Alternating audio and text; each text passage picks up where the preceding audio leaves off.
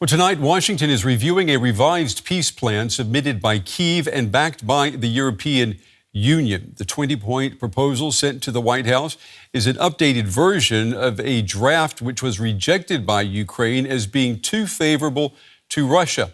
Now, this latest proposal includes a clause calling for Ukraine to be granted membership in the European Union, possibly as early as January 2027. Kyiv applied for EU membership shortly after Russia's full-scale invasion in February of 2022. U.S. backing could help the EU to pressure Hungary to end its opposition to Ukraine's EU application process. In an exclusive interview with DW and with the EU's enlargement commissioner, DW asked Marta Koss whether Ukraine membership by the year 2027, whether it's technically possible. I'm very happy that this peace plan speaks about EU accession of Ukraine. This is now the first draft. We will see what will come out at the end. But when we speak about the Ukrainian EU membership, for me, this is a political anchor of the security guarantees. And this is actually the only way for me, integration in the EU, to secure the lasting and fair peace. Why? We can take care that Ukraine will be more prosperous. We can take care that Ukraine will be democratic. We can take care that, the people would really feel the benefits of being a member of the EU. And without this prosperity and without being safe, no peace is possible. That's why I see really, and I'm happy about this very, very strong connection, peace agreement plus EU membership. At which date this, of course, we will see. It also depends on how quick Ukraine will be in the reforms, and also it is also connected to what our member states will say when we will be ready to accept Ukraine. That was the European Union's enlargement commissioner speaking with DW News. Let's go now to our very own Christine Mundwa. She is following this story for us in Brussels. Christine, good to see you. I mean, what's your take here? I mean, it sounds like a lot of wishful thinking here. Ukraine joining the EU as early as 2027.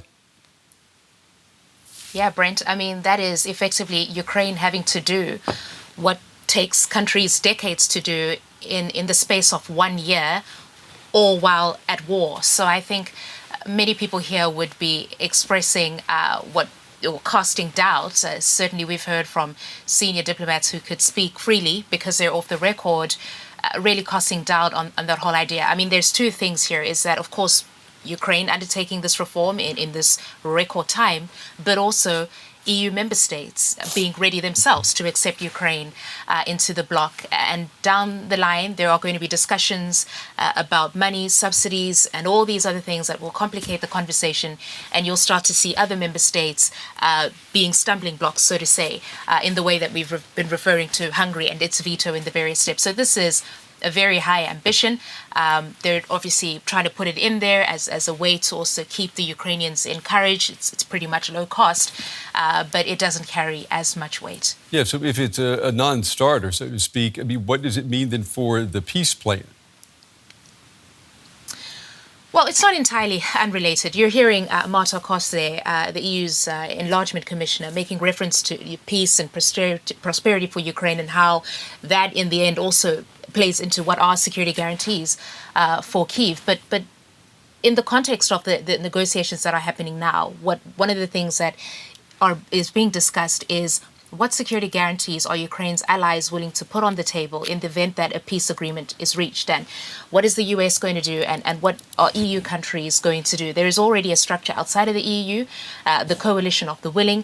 What is this? Are we talking about boots on the ground? To what extent are EU countries committing themselves to safeguarding Ukraine's peace so that the Russians don't come back again? This has to serve as a deterrent. So prosperity comes later, EU membership will come later in terms of all of that, but at the moment it's really what security guarantees can Ukraine's allies provide that will make Ukraine feel safe in a peace agreement and deter the Russians.